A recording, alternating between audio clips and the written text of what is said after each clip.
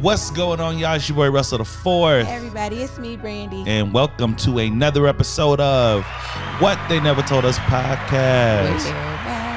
What's going on? Episode 11. Whoop. Hey, and your baby's about to be 11 next week. Yes. This weekend. Yeah, he ain't a baby no more. He's not. No. And he get a phone. I don't know why. Hope he don't listen. I don't know why you talking about this because I'm not ready for none of this. I got a love in it though as soon as you brought it up. Why? This is nice. This is like episode 11, the week Cinco turns 11. That's special. Wow. Yep. Happy birthday, Cinco. Happy birthday, son. Applause to you, sir. Very proud of you. I love you. You don't listen to this. I'm talking like you're going to listen to the podcast. Somebody might play it for him. I'm going to play it for him. I'm going to take him to school. Him a little shout out. Yeah. Yeah, he's going to be like, he gonna be hey. With a little throwback. We should can you add in the video when he did the intro for us? I had to erase it. Oh no. We ran out of room on the memory card, and since we didn't use that episode, I had to erase it. Oh, that's sad. It is. Is it on here? It might be. I don't know. Okay. Well, yeah. If so, yeah. Let's try to find a way to make you feel special on his birthday. You asked me something. I can't remember what you asked me. You said, how do I feel? No. So my question that I was going to ask you is, we're at episode 11. We have 2 more episodes left. What have you learned about yourself from podcasting? That's interesting. Johnny on the spot. I don't think I learned much about podcasting, right? Like talking, verbals in front of people, public speaking, that's a skill that I was comfortable in. I think what I learned is more on the business end, see-through end, and so I'll just explain it. So with that, I'm always the idea man. Mm-hmm. I always have ideas. I'm sitting on at least 3 or 4 that in my heart of heart, I feel like, wow, this is something valuable. This is something I can see myself doing. Where I've always struggled in was the follow through, right? Mm-hmm. Whereas I'm someone who's geared to naturally be inspired by things, right? Like it's the follow through and the grit to see it through that I struggle with. Okay. So with this, right, coming into fruition, like us actually following through doing this, and not so much from podcasting, but I think I got this from you, babe. Like, I see how our strengths play into each other, right? Mm-hmm. Like, that's something that you do. Like when you say, I want to do a blog, that day, the website is established, right? Like now you have the idea, but the moment you decide, I'm going to do it, it's done. It's immediately how and then implementation. Yes. And I find that so valuable. So not so much from podcasting, but just from working with you, that's something that I think I've learned. That's good. That's one thing. Okay. I got one more. You got one more. I got one more. more. All right, let's go. I think I've also learned the true nature of collaborative creativity. I think in most of things that I'm involved in that are around a creative nature, most of the time I've been spoiled because I have the final say in the project. If I'm in the studio, we can go back and forth about this part, this harmony, this, what we're going to do for the intro. But ultimately, if I don't agree, you can say no. And your no means no. Yeah. You have to negotiate with somebody. Yeah, that part. I'm paying for the studio time. Like I'm the writer. I got you. But while that makes me lean in on my vision and trust my vision, it also inhibits me from a project being what it 100% could be had I really trusted the creators that I'm working with. Mm-hmm. And depending on who I'm working with, depends on how much. Like, this is our first time in the studio. Sit back, bro. Lady, sit back. Like, just do what I say. This is my thing, But I hate that phrase. It's my thing. But I think through this, I've seen the value in the true nature of collaborating and trusting other people for their voice and their vision. I think you're a visionary. I love the ideas you come up with. Like, you'll do something, I'm like, oh, that is so dope. Like, I never would have thought of that. Like, when we did the episode about nothing, and I was like, oh my God, this is so dope. The episode about this episode when you did the TLC cover. Oh yeah. I'm like, she's doing all this in Canva. She's smoking this. Like, so there are things that I know when I move forward and I go into next projects that I'm going into better because of what I've learned here. It was salt and pepper, but I knew where you was going. TLC. I thought it was let's talk about it. Yeah. That's salt and pepper. I knew that. Whatever. What about you? What did you learn? Podcasting has taught me that my voice has value.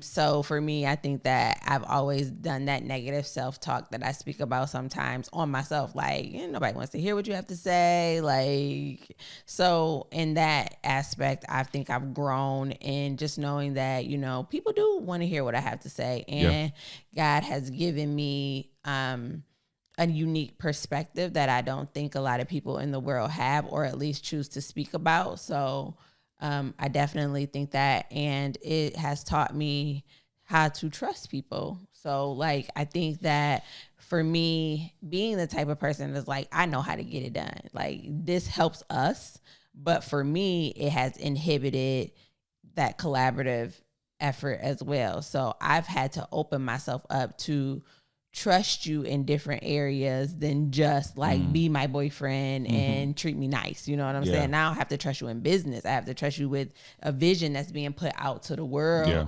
And in most relationships, like, you don't do that. You just love each other and your family. And I got your back. You got mine. You go to work. I go to my job. But working together is a different dynamic. Working with somebody that you love it's a whole episode. Yeah, we need to do that. We need to run it back. We need to tackle that. Because woo.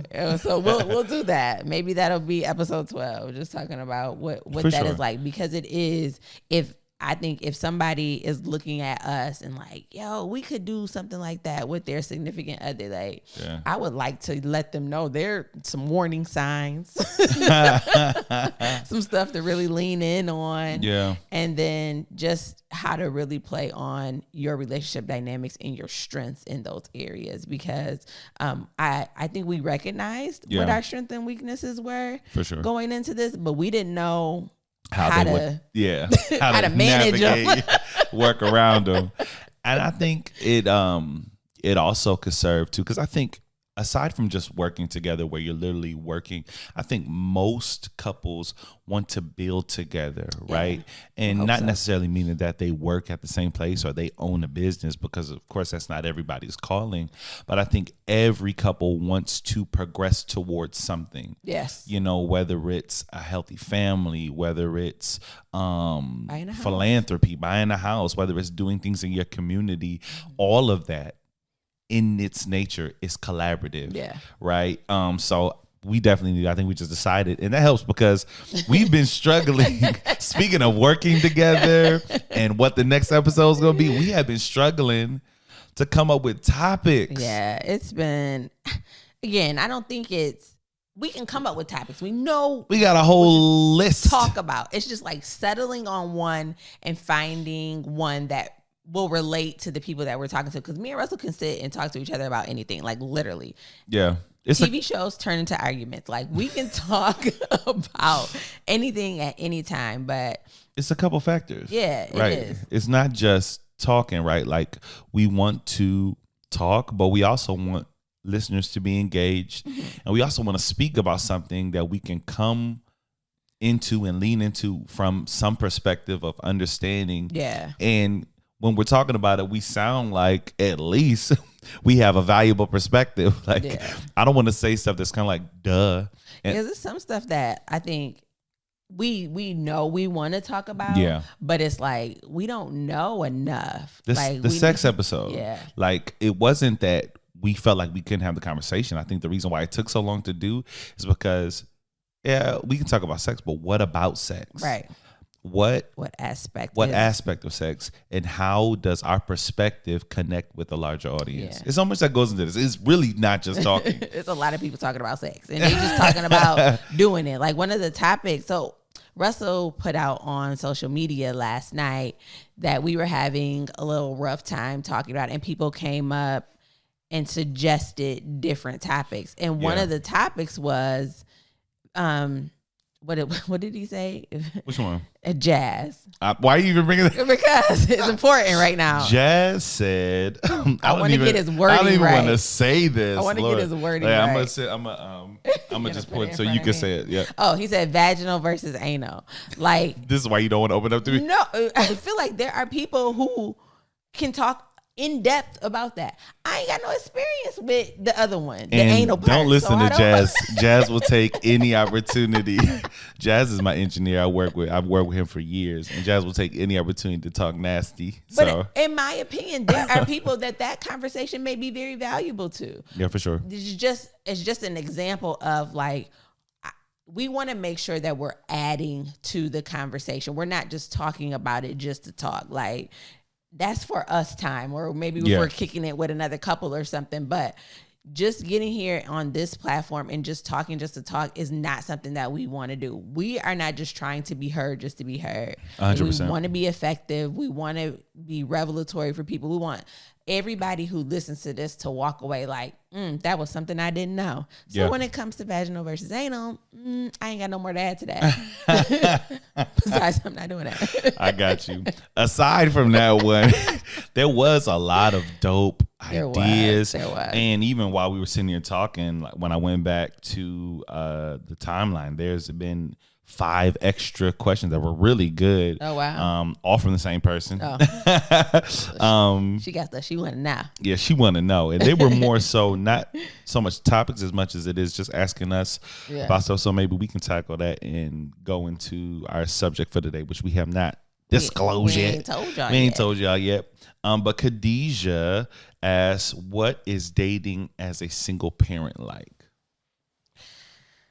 It's rough. It's rough out here in these streets. But even before I got married, I was a single mom. So I'm going to take it from that aspect first. As a single mom, as a young single mom, I should say, dating it's not as fun as it is if you don't have kids. Yeah. There's always this extra layer of what about my child that you have to think of.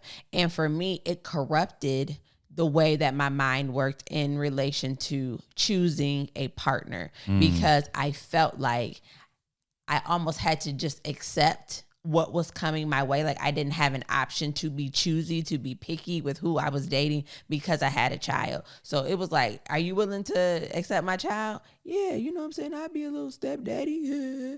Then, okay, you my boyfriend. Because it was in my mind. That is not funny. It's not funny. Okay, you my boyfriend. In my mind, I thought that it would be hard to find exactly what I was looking for because I had a kid, especially if I was trying to date someone who didn't have children already. Yeah. And stupidly enough, I had in my mind at that time that I didn't want to date nobody with kids. Like, look at that. Here it's me with a kid saying, I ain't gonna date you if you have kids. I don't want to deal with nobody else's kids. That part. But my baby daddy was locked up. So whoever was dating me didn't have baby daddy drama. I ain't want no baby mama drama. Like, I ain't want to have to deal with your baby mama calling or popping up or any of that. So I had it in my mind that I wasn't going to do that. So I had really narrowed the scope of candidates for me.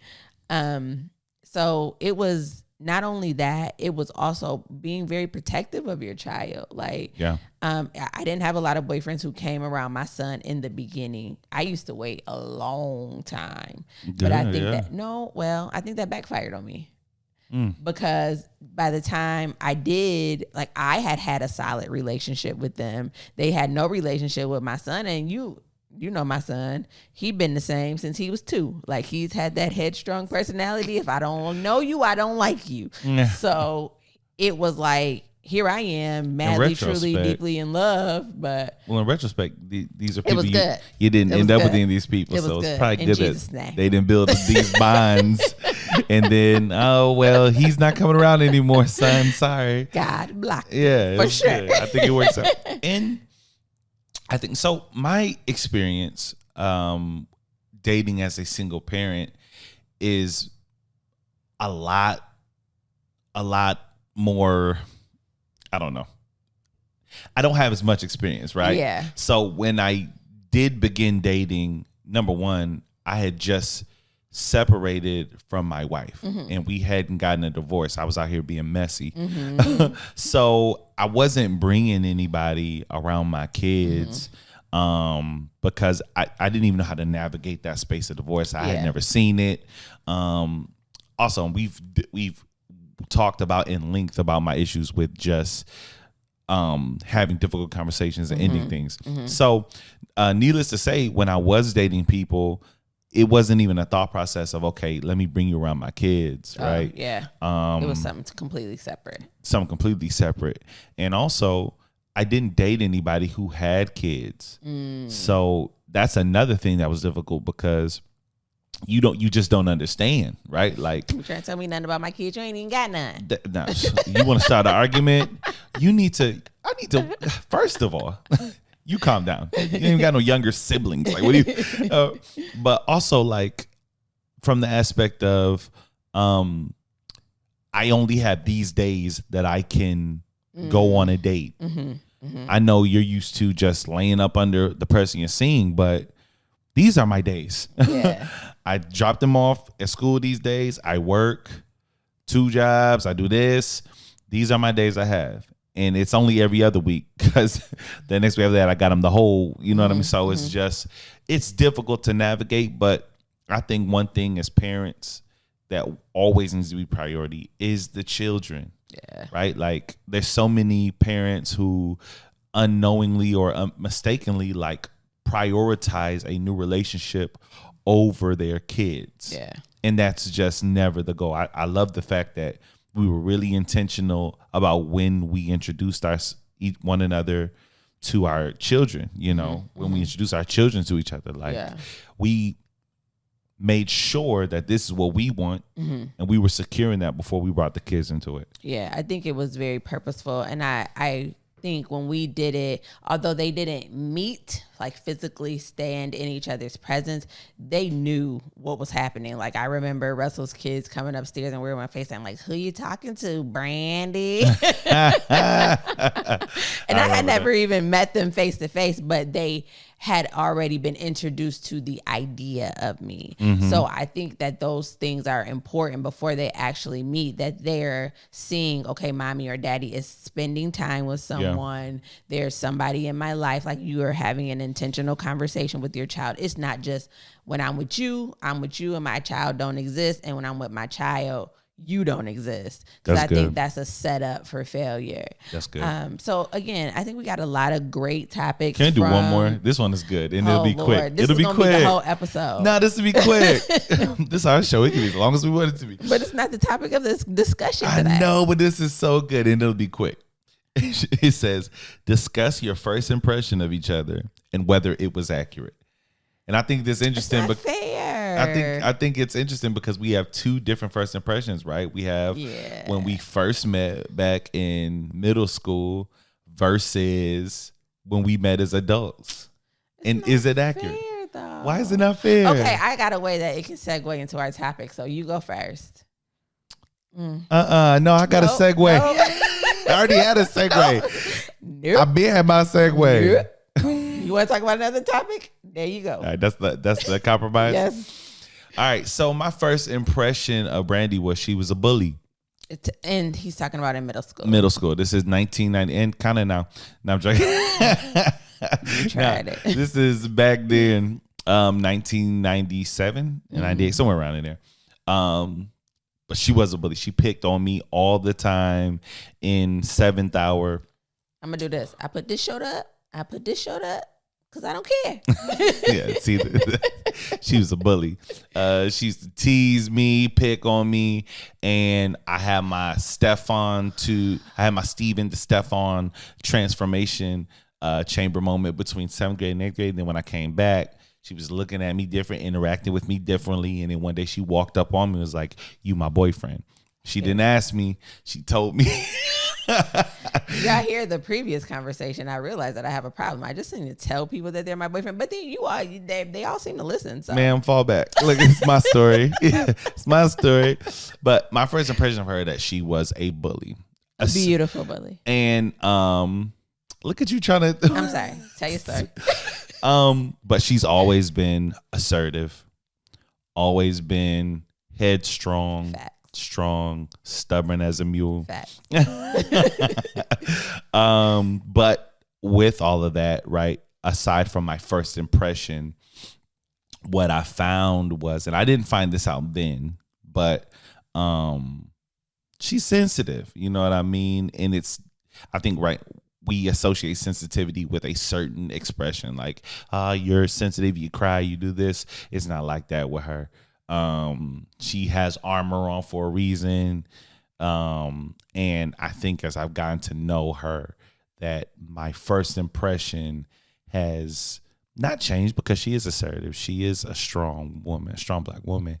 But I think when I understand the roots of that and I understand where it comes from and why she has to be that way, because she has to protect this like gushy, mushy person on the inside. It doesn't exist. Yeah, sure. It just makes me understand it more. I thought my first impression was mad accurate. Okay, so she found Jesus, so she's different now. Quickly about the second time. She's still the same way. She just found Jesus, and she was different when we connected as adults. Still strong, still assertive, but we were able to establish a rapport and a relationship that, you know, gave me access to who she is on the inside. You know what I mean? And I got to know her in a way that a lot of people don't know her. Lucky you. Mm-hmm. Lucky you too. Mm-hmm. So yeah, my first impression was accurate. It was spot on. Mm-hmm. But there was a little surprise that, you know, there's a reason why she is the way she is. All right, so it's my turn, I guess. My first impression of Russell was that he. This is middle school? Yeah, was a pushover. I think that like I quickly learned this is revealing. That like he would let me pretty much do whatever I wanted to do to him and not fight back. And so if anybody knows, like in your adolescence, like if you find a lane where you can really excel and be great at something, then you do it. So I was really great at pushing him around. Trauma. It's not trauma, whatever. My trauma. Again, he did a little transformation, and instead of being like this dorky little pushover, he was like a really cute pushover that I could be like, I hate all of this. My boyfriend, and he's gonna do everything that I want him to do, but he's also really tall and really cute, and so never heard you talk about this. My first impression when we came back was like, oh, he a man now. Like, I think that I had forgotten about the childhood Russell over the years. And the Russell that I had grown to know in between time was a social media representation of who Russell was. And it was, for lack of a better term, like I was like, oh my God, like what is he doing? Like I would see these videos, like this Popeyes versus Chick-fil-A video just really sticks out in my head, where I would watch videos of him and just be like, what happened to Russell? Like he was always goofy, but this was like goofy in a sense that I was just like, yo, he's like a whole different person. Like you were goofy, but you still really played a backseat to your other friends in like high school and middle school. So for him, seeing him step out into his own personality, it was really different for me. And I was drawn to that. Like I had not been on social media, or let's say Facebook. I hadn't been on Facebook ever. Like since Facebook was established, I didn't have a Facebook until 2 years ago. I only saw him on Instagram, and Instagram wasn't really a lot of narrative about, oh, my son did this. Oh, this is, it was all just goofy. That is all that I saw. And for whatever reason, I was drawn to that. I liked his pictures. I had videos that he had done saved in my phone. Like it was not a put off that he was goofy. It was more of an attraction to the fact that like you had stepped into your own person and you were really excelling in that way. Like I saw the way that people responded to you on social media, and I feel like it built this confidence that was really quiet in middle school and high school, and you almost had to pull it out of you, versus now it is just on Front Street for everybody to see. And it was something that I know now, like I envied. Like I wanted to be that confident, that goofy, that expressive in front of people. And I think that's the part that drew me to you. It's like, wow, he's like really living in all of who he is. And yeah, I love that. I still love that. Never knew any of this. It's crazy. And you wasn't liking that much stuff. I ain't see you through my Instagram. You ain't erased all your stuff, but you would go back. I definitely was. And if I wasn't liking it, I was definitely paying attention to it. But I'm one of those people on social media who you are like a shadow. You're a lurker. I love stuff, but I don't You're like a lurker. It's not even a purposeful thing. Like I'm like, oh, that was funny. Disappeared off the Facebook. Everyone had a Facebook. She didn't have one until a few years ago. It's crazy. I didn't. Facebook just wasn't. So first of all, I was mad at Facebook. Let me tell you, Mark Zuckerberg. I went to community college when Facebook came out. Oh, so and you didn't have people access. Who went to community college couldn't have Facebook. So you had to steal. You had to steal somebody's. So that's what I did. I was irritated. Used my sister's. You know me. I'm like against the crowd. So I'm like, oh, he want to single me out, and I'm gonna single him out. I ain't gonna get on Facebook ever. Stubborn, but did that. That's stubborn because like 20 years I ain't have Facebook. I was going to say because that only lasted for about 3 years before anyone could have a Facebook. Here you are in 2013. I still ain't gonna do it. No, literally, I didn't get a Facebook till 2019. Yeah. So speaking of, this is good because okay, your segue was better than mine. Thank you. So that kind of leans into our subject for today, which is social media versus relationships. Yes, kind of the dynamic between this, because it's interesting. I don't think our grandparents had to wrestle with these like two different realities, right? Yeah, absolutely. There's real life, and that was just it. I mean, you might have had to deal with hearsay, rumors, but there is a whole different world that exists on the internet that only us, our generation down, really have to deal with from now on. It's a dynamic that's new. Yeah, for me, so although I admired all of that stuff about you, I was not in a space when we got together to be the girlfriend of a social media personality. I wasn't ready.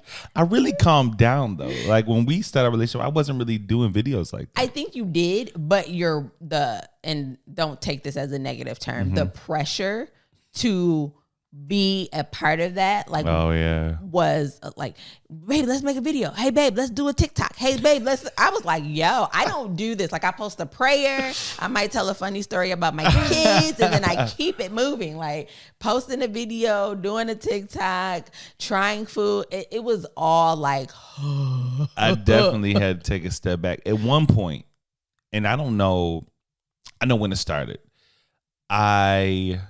There's actually science behind this. There's like something that I read recently that says that when people get divorced, there's a phase where they call it the social butterfly phase, where they tend to, in some cases, in a lot of cases, want to step out and find themselves and, step into a new confidence and reality. Yeah. I think I found mine in that, right? One day, I did a video. I don't know what made me do it. I downloaded this app that allowed me to edit videos on my phone. And I did a video about the B2K Millennium Tour. Okay.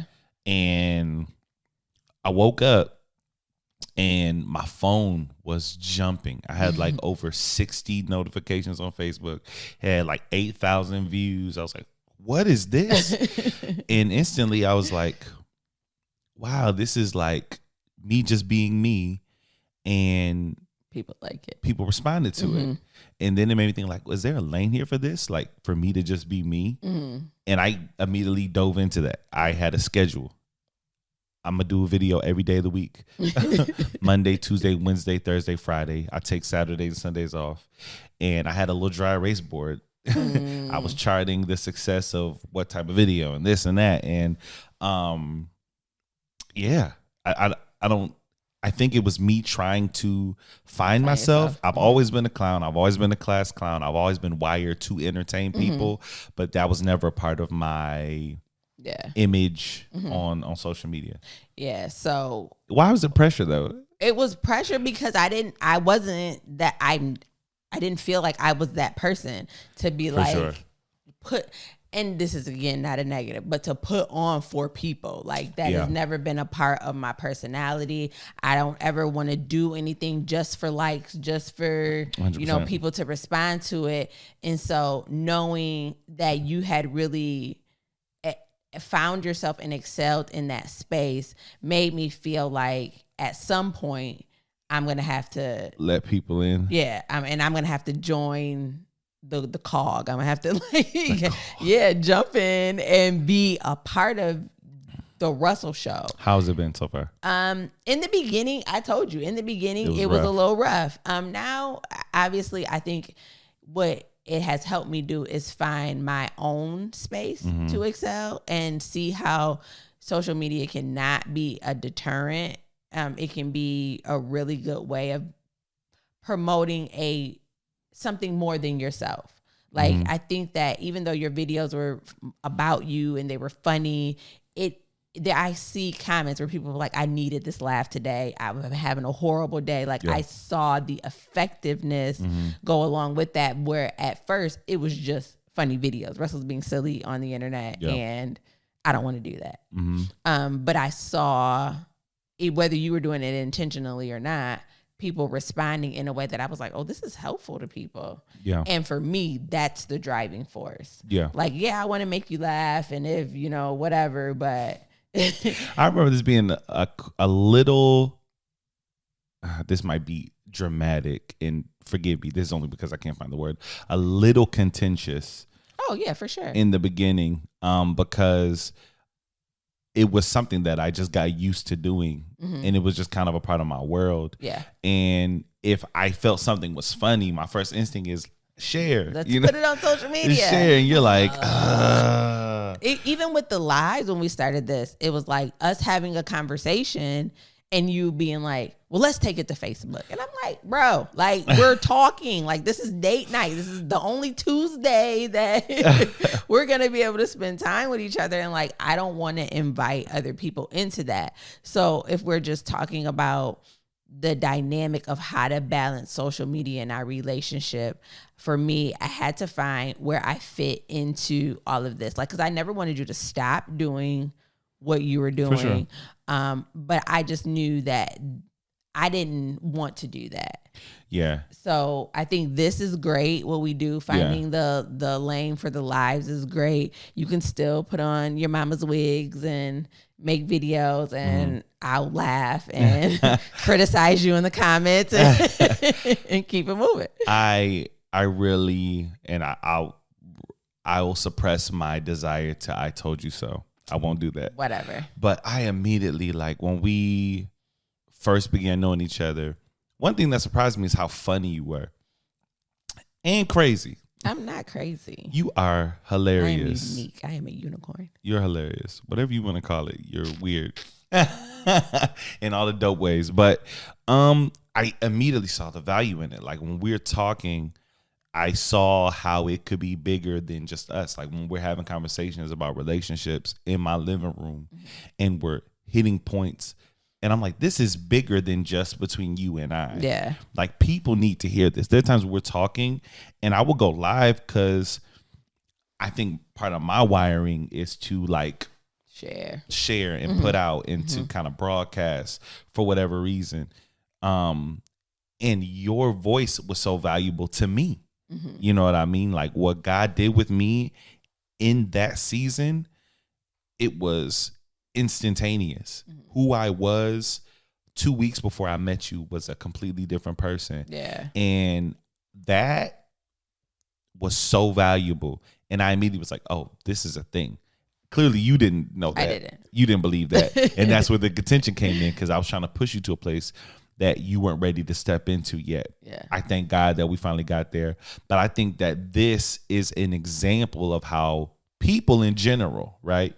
People in general have to find a way to govern themselves and match their reality with their social media reality. And not everybody's reality matches up with their social media reality. No. And I think if we're talking about just the people in general, one thing that we didn't do in the beginning is we didn't address where social media fit into our relationship. Like we always talk about communication and how much we talked. There are things that we just missed. And I think that, like you said in the beginning, with the world that we're living in today, right, bad, whatever, it's something that you actually have to discuss. Like, okay, look, how do you handle your social media? Like when people are sliding into your DMs, like, what do you expect me to do? Do you want to see them all? Do you want to, like, it's a thing. Like you have to talk about what part social media plays in your relationship. Yeah, because for us, I think there's a lot of good that came from our social media presence. I've seen a lot of examples where it has not been. Last night, man, I watched the whole high-speed chase. Last night, Brady, I'm at work. Brady texted me, was like, you been on Facebook? I was like, nah. She said, such and such. It was at a high-speed chase. I'm like, what? She's like, yeah, it's on live. I go to Facebook, and the point that I jumped, now clearly Brandy had been watching this. I was tuned in. It was by far one of the most entertaining things I have seen on Facebook in my life. And although it was entertaining to watch, for the people involved, I am almost positive that it was a difficult usage of social media. It weaponized it. And I'm sure there was some hurt feelings behind what that was. So you were there before me. You were on the scene first. Kind of elaborate. Well, I'm not. Don't go I'm into not the scenario. Do is That's not what I'm asking you to. I'm asking you to talk about the happenings of what happened. Yeah. But kind of draw the bridge between that and how some people use social media. So.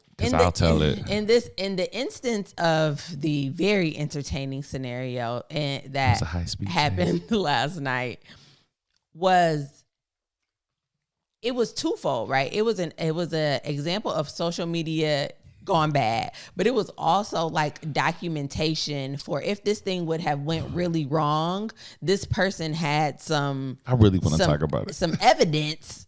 Like, right. So it brings us to like how much of your relationship belongs on social media. Yeah. I think it is very individualized to the person, but I can tell you 100% of the time, bringing drama to social media is never a good idea. Yes, it was entertaining. Yes, it was funny. Yes, it was. I was ignoring my kids and everything. Like I was tuned in.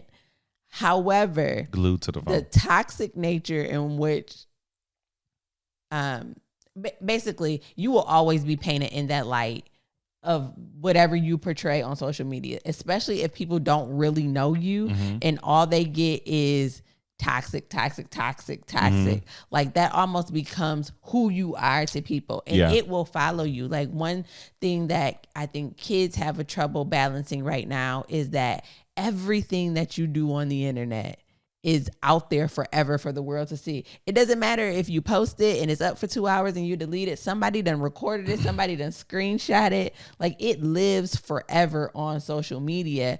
And in the instance of last night, like these are two married people. So if they decide to reconcile or whatever, like the evidence of everything that y'all have been through, because they laid it all out there, is now up for the world to judge, to to continue to bring up, to like make you relive. Like, how could he ever go back to her after all of this? You know what I'm saying? So I think as couples balancing social media versus your relationship, like determine where you are and how much you want to put out there. But the bad stuff, it doesn't belong on social media.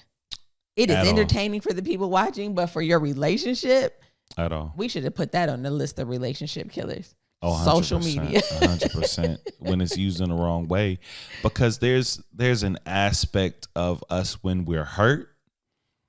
You know, it's the old adage: hurt people hurt people. Yes. Right. So when you hurt me, one of the most toxic things we as people do is when we can't control people, we control how people see those people. Right.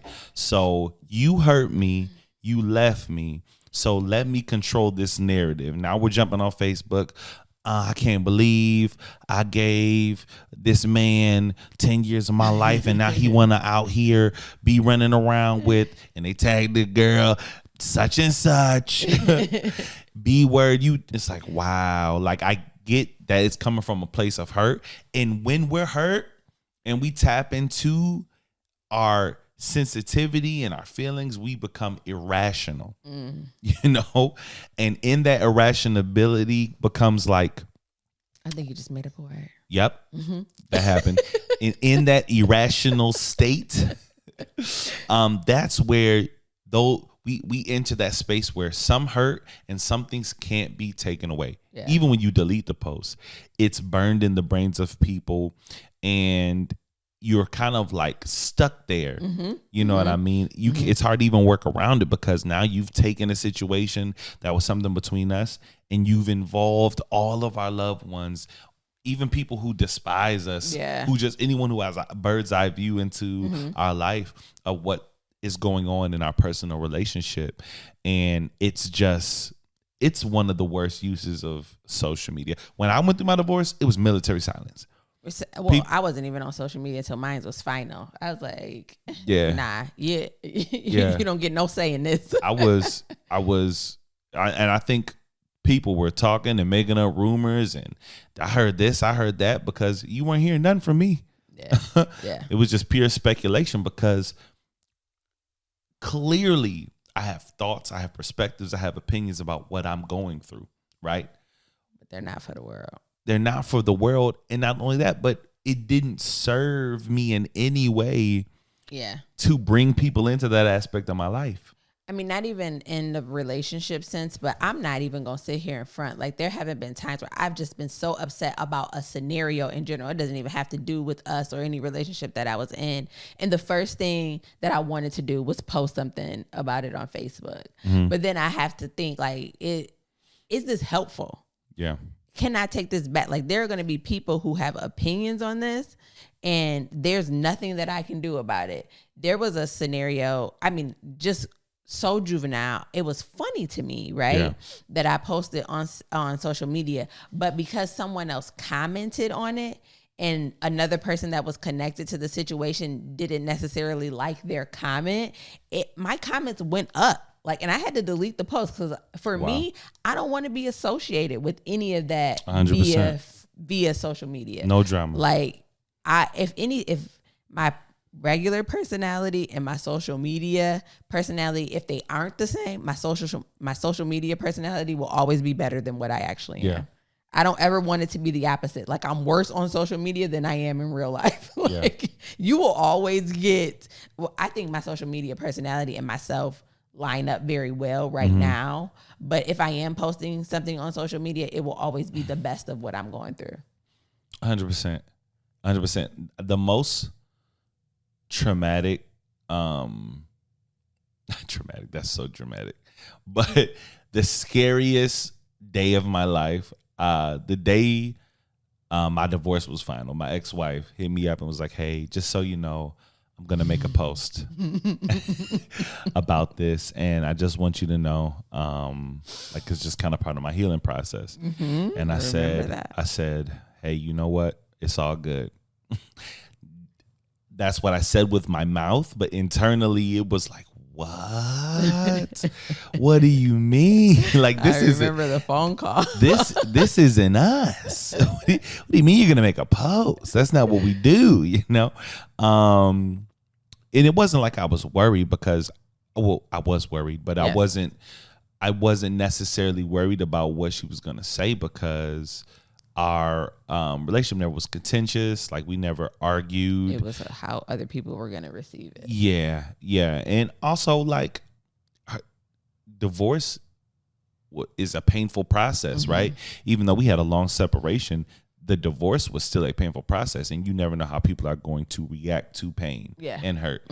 And when the post went up, I remember reading it, and it was so classy.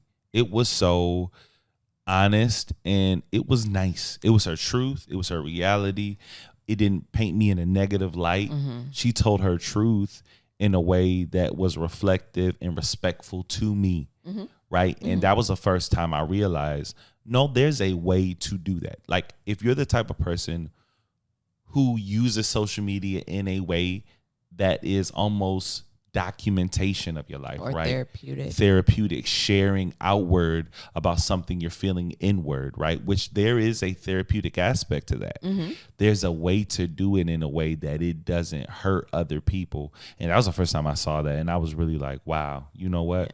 Like, she even said something like, you know, people in your life are, you know, for seasons. And she even like thanked me. It was a really dope post. And I was like, wow, like, I appreciated that. Yeah.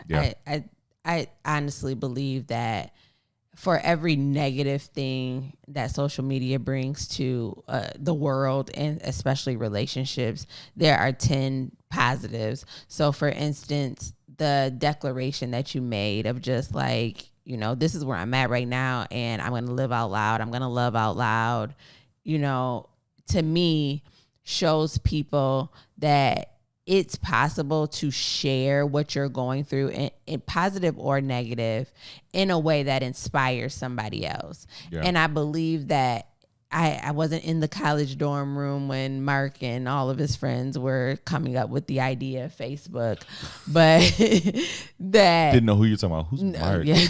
But that the spirit behind it was always something positive. It was a way for people to connect all over the world in different colleges and be able to share experiences, share pictures or whatever, and relate to other people.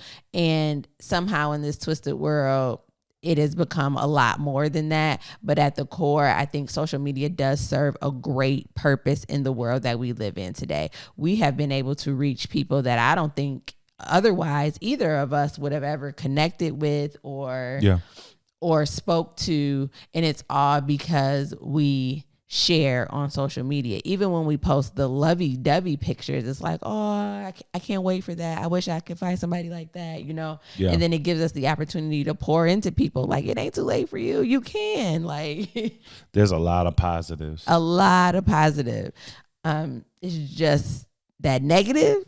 Yo, it's gonna get sticky. Yo, you heard about the new Facebook editions, the meta universe? I've only heard in part. Like, look, I haven't read any articles about it. They talking about, like, in the same way that the internet started off being on like a desktop computer. Now it's on our phones. It's just a part of our like living experience. They're talking about the VR world now becoming like just a part of our experience, like readily on our phones, glasses, when we can beef with each other with each other's avatar. Hey, y'all gotta go in this room. Y'all gotta come in this meta room. They sitting here arguing, yada yada. When you get the little characters fighting, I can't wait for that. I can wait. I can't wait. Now I'm with the drama. I like having like flashbacks of the Black Mirror episode where the people were. We're here.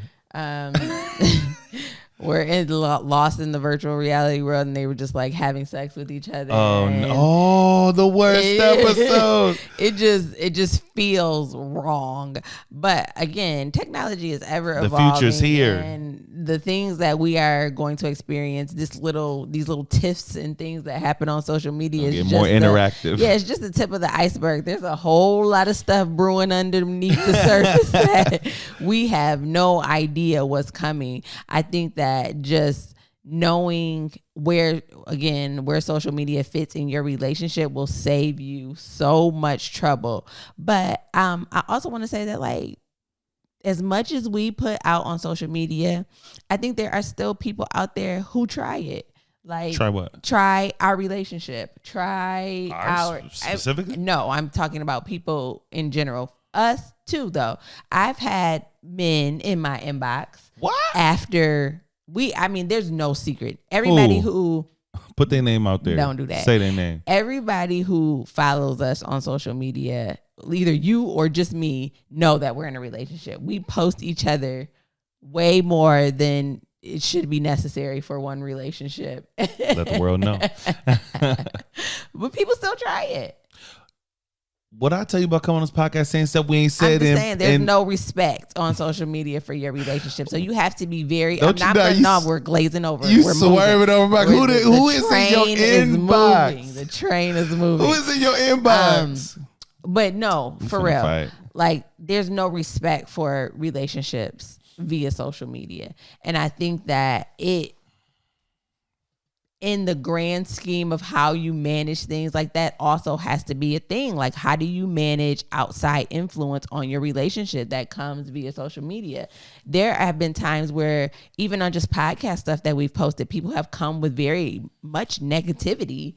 And for me, I'm the clapback queen. You want to open yourself up? Calm down, sis. To having some negative feedback on what we have going on. Like, I'm going to put you in your place 100% of the time.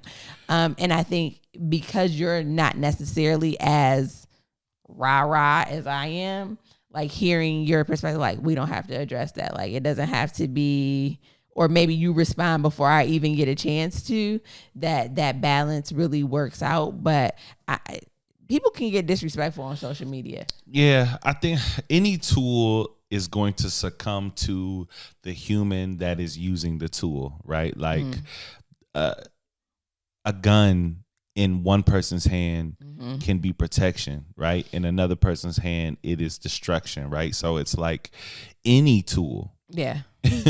And social media is no different, right? Like, there's so many people who use it to do so many dope things, which we've talked about.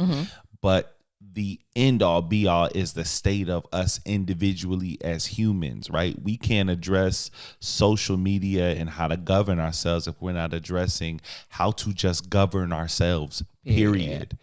Because if there wasn't social media, there would just be a different outlet for your pettiness. Now you just have more efficient means of doing it. You have more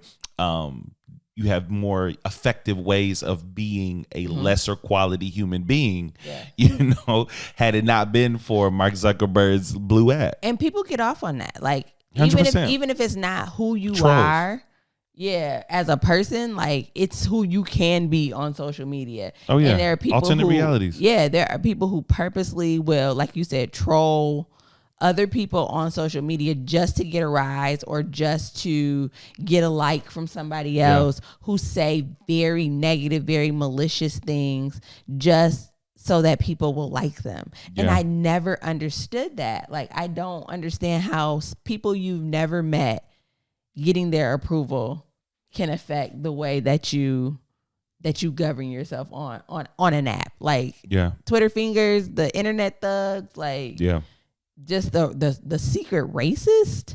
Oh my goodness. I had to get off our town scanner media page. Never joined it. Because there are people who, no matter what you post, always have something negative to say. We all have to have some means of growing as humans. Some people find it in their faith, in their belief system. Some people find it through mental health and therapy. Some people find it through meditation, some sort of spiritual growth, self-help, whatever it is. We have to do the human work of growth and development. And I think one thing that social media has made clear is there are a lot of people who are content with being a lesser version of themselves. And that was just on display. One thing I do like about it is now I can see who people are. Yeah. You know, Yeah. there's some people who I might have just known from around the way, but now I know the content of your heart. Now I know how your mind works. So now I don't really have to second guess about the quality of human being that you are. And I can interact with you in a different way. It's people I work with. Yeah. That I'm like, oh. Yeah. Oh. This past election really You trying to make America great? Really expose people. And for me, I've never had an issue with whether you go left or right, but I think there are some aspects of social media, especially during the election, that you were allowed to freely express your side, and the stuff that you said in that was like, oh, I see you. Oh yeah. I don't care if you like that person, but what you're saying here doesn't line up with anything that you display while we're in the workplace. Yeah. So now I see you. That part. 100%. Yeah. It does a lot of exposing. 100%.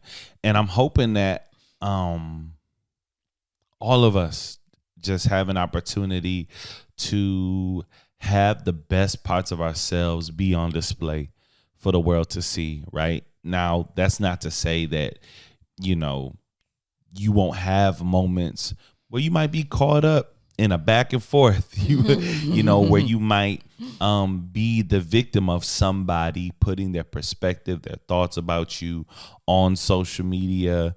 But I'm praying that all of us get to a space to where whenever people get a view or look into our lives, that they're seeing the best of us, right? Not to mean it's all perfect, but they see us doing our best, right? Yeah. Yeah. I think that especially with, again, the way that technology is growing, and now jobs are using your social media to evaluate whether you're a good candidate or not.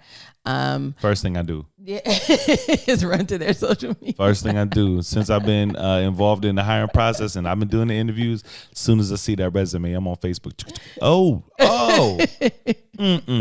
So not just in it can hurt you. It can stop your career. My job just put out something we can't stop your freedom of speech, but remember that in every scenario, you're a representative of this brand. So when you're on social media, you have to remember that. And I'm thinking first of all, I should be able to post whatever I want. But on the other hand, I see now when people see me now, they're not just seeing me. Yeah. They're seeing my kids. They're seeing you. Yeah. And because I work for such a huge organization, they see that as well. Mm-hmm. So, you just have to be careful, because whether you want to be judged or not, you're being judged. And there's a lot of people I don't care what people think about me. You do when it start affecting your money. I bet you. When it start affecting who want to work with you, when you decide to branch out in a business, there are businesses my friends, they make fun of me because they be like, Brandy, you support everybody. It don't matter what they selling. They could be selling toenail clippers and you'd be like, how much is a bag? Because I do. I have a small business, so I try to support everyone. But there are small businesses and entrepreneurs that I will never, ever shop from just because how they behave on social media. Mm. Every time a customer say something wrong to you, and customers, they will tick you off. As a business owner, I know this. Yeah. I don't run to my business or my personal social media to talk about my customers. She run to me. Y'all be getting on her nerves. No, I'm playing. He kind of telling the truth, but whatever. But I appreciate everybody who comes to shopping with me, whether they like their dessert or they don't like their dessert. They have the ability to say that to me freely without worrying about me going to bash them on social media. Yeah. And so for me, if I shop a business, I give my businesses that I shop with honest feedback. So if I say, I think you could improve here, here, and here, what I don't expect you to do is run to social media and talk about me because I gave you feedback. Mm. So there are people that I just won't shop with because of that. Your presence on social media now directs more than just what you say on social media. Yeah. And in the space of relationships, it also affects the people that are connected to you. 100%. It doesn't always have to be you saying something about the person you're with. Sometimes it's just how you're carrying yourself, right? Mm-hmm. Some of us move in a way that is not reflective of you being in a committed relationship. Yeah. You know, maybe you with the homies, maybe you went to a strip club, cool. But depending on your circle, depending on that, maybe you going live from the strip club, or maybe you doing your, you know, you had a couple drinks and you on your story and you sharing snaps and you're doing things on the, make people say, yo, I thought he was, is he still with? Yo, what's up with, you know, and although it's not malicious in its nature, it can cause some static with your partner if y'all are not on the same page. Maybe they cool with that. Maybe they don't care you go to strip club. Have a fun time. That's he good. Let him have a good time. Maybe that's y'all dynamic. Maybe it's not, but all of that requires some baseline of understanding and communication of how you gonna move out here. Yeah. Like, is this reflective of how we're carrying ourselves? Me and Brandy unknowingly have a brand. Yeah. And not saying like, of course we have the podcast now and things like that, but even before that, unintentionally, right? Just because what we both believe, what we share with the world, what we do when we're together, we built a brand on love, faith, family, and fun. Like those were our things, and we didn't do that intentionally, but that's just what we kept sharing. Yeah, and I want to do this in a respectful way, but that backfired a little bit on us, because we do have this brand, which, right or wrong, like, it's not anything that we asked for, but it's just how people see us. When you share things on social media, it opens you up to feedback from others, like Russell was saying. And even with the best intentions, things can go wrong really quickly. So when we chose to go on vacation together, I think because faith is such a huge part of the brand that we put out, there were people who didn't see that as something that should have been shared on social media, because of how people who are attached to us, who maybe have an idea of what a Christian should be. When we showed that we had went on vacation, we were staying the night with each other. We were in a hotel, no matter, a sexy hotel room too, with a crazy view of the water. No matter how much we say we're not having sex, we're not having sex, we're not having sex, when we're in a scenario where most people would have sex and we're sharing that with the world, it can tarnish the quote unquote brand that we have, or it can make people think that things that we say are not acceptable are acceptable because they saying they're not having sex, but look at them staying the night with each other.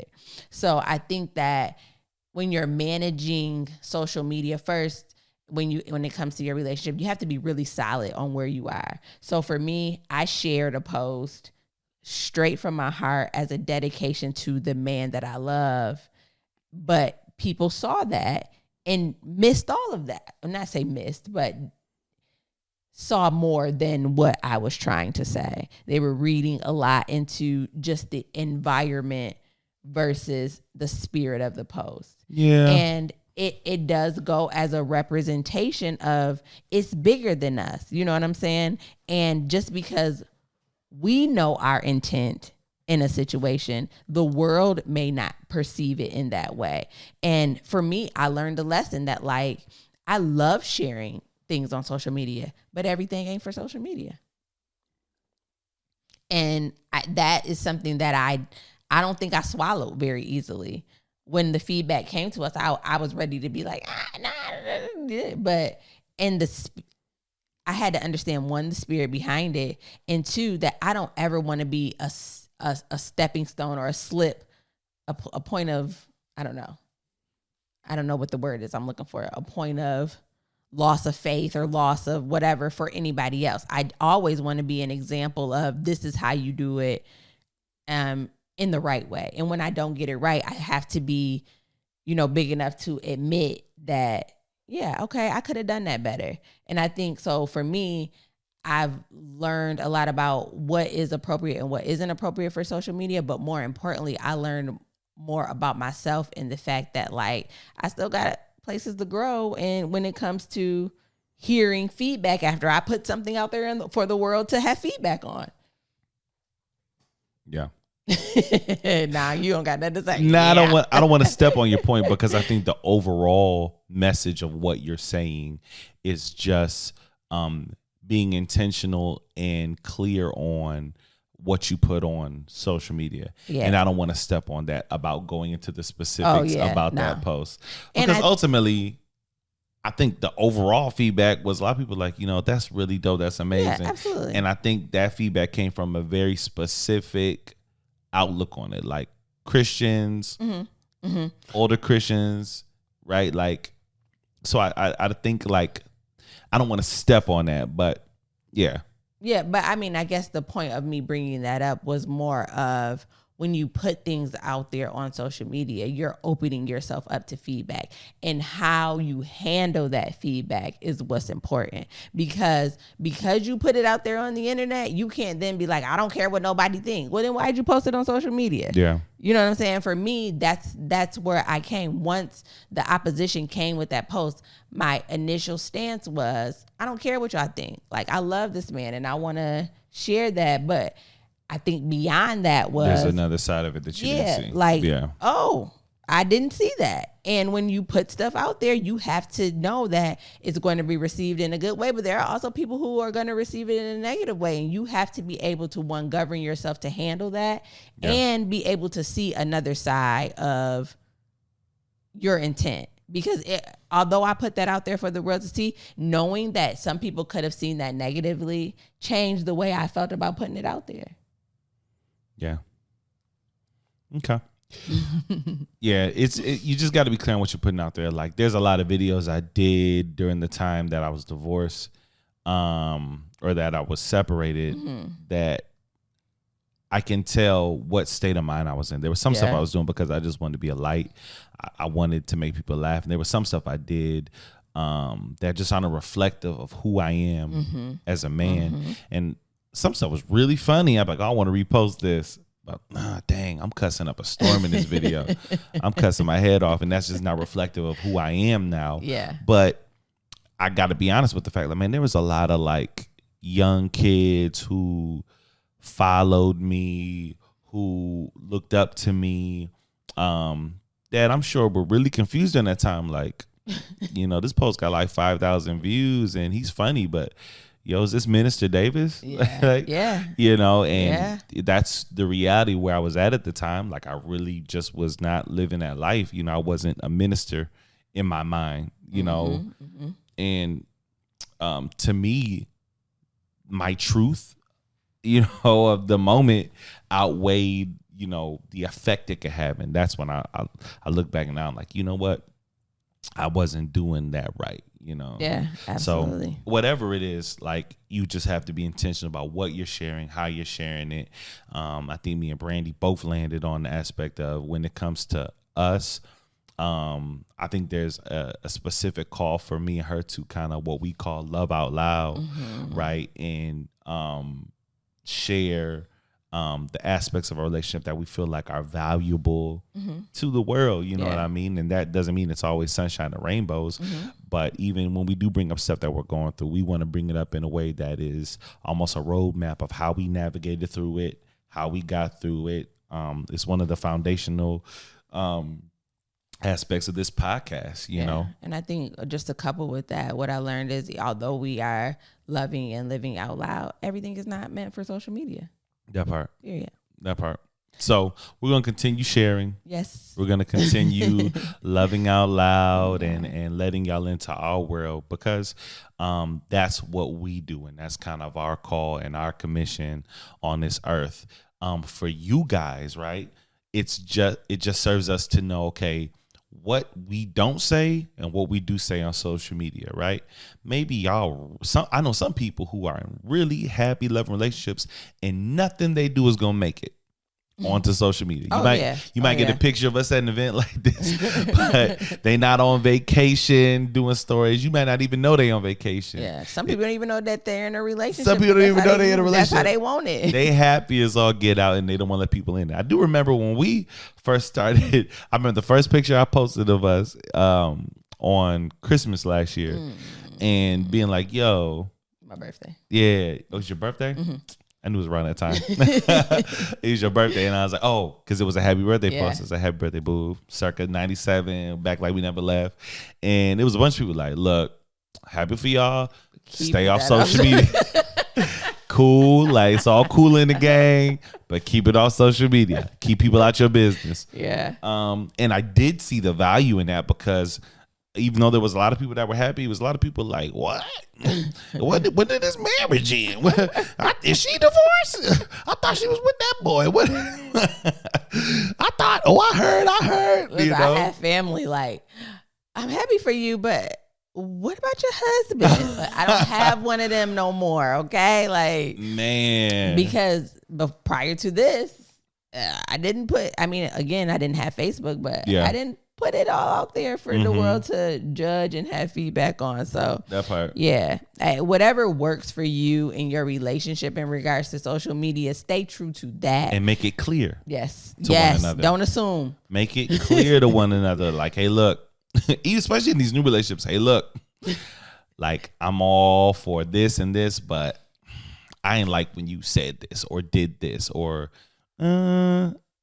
can we talk about this? Just getting on the same page. Yeah. Because I do think happiness is, for whatever reason, is under attack. Love is under attack 100%. in this world. And every time that you display that, you're opening yourself up for somebody to feel negatively about that, to talk about it and step on it. Yeah, to try to destroy it. So whatever you agree on for social media, the key word is agree. Make sure that you're respecting your significant other's boundaries when it comes to hearting pictures and putting heart eyes emojis in the comments or sliding into DMs, even if it's where appropriate. Like our friend asked for my phone number on social media for a very specific purpose, but I still was like, look, are you okay with me? You see this? You okay with me giving my phone number to him? Because I never want anything to be misconstrued. Like, I don't want you to accidentally see my DMs and be like, yo, why did you give him your phone number? So for me, I think social media and our presence is all about transparency. Yeah. But there are some people who are like, look, trust me, I got it. And I don't want to have to explain everything to you. For sure. And I think that's okay. And some people don't want to know. Like, look, just shut it down. I don't need to know every little thing. But it's about just what is required for your relationship. Yes. So as always, speaking of social media, all of ours is down at the bottom of the screen if you're watching us on YouTube. I gave you some sound effects for when you put it in. Please. No one needs that. If you are on one of our podcast platforms, if you're on Apple Podcasts, if you're on Spotify, all of our information and links are below in the description. Email, Cash App. For those of you guys who continue to bless us, thank you. Thank you so much. Every week it's just been more and more. So we thank you guys for pouring into us and helping us monetize this platform. And once again, everything that we receive will be poured back into this podcast, whether it's for the merch that's coming. Shout out to the hoodie right here. Bing bow. This stuff is on the way. And other stuff. So once again, we cannot thank you guys enough. You guys are so dope. We will be back next Tuesday. Yes. For our last. No? We got one more Tuesday. But it's okay. Wait. This Tuesday and then next Tuesday is the last one, right? No. That's only 12. We got 2 more Tuesdays? Yes. Okay. We have 2 more episodes. This is episode 11, right? Yes. We have 2 more episodes. And that'll be the end of season 1. Yeah. After that, we're going to keep rocking, though. We'll be back to doing food reviews, which most of you guys love, that you've seen us do on social media.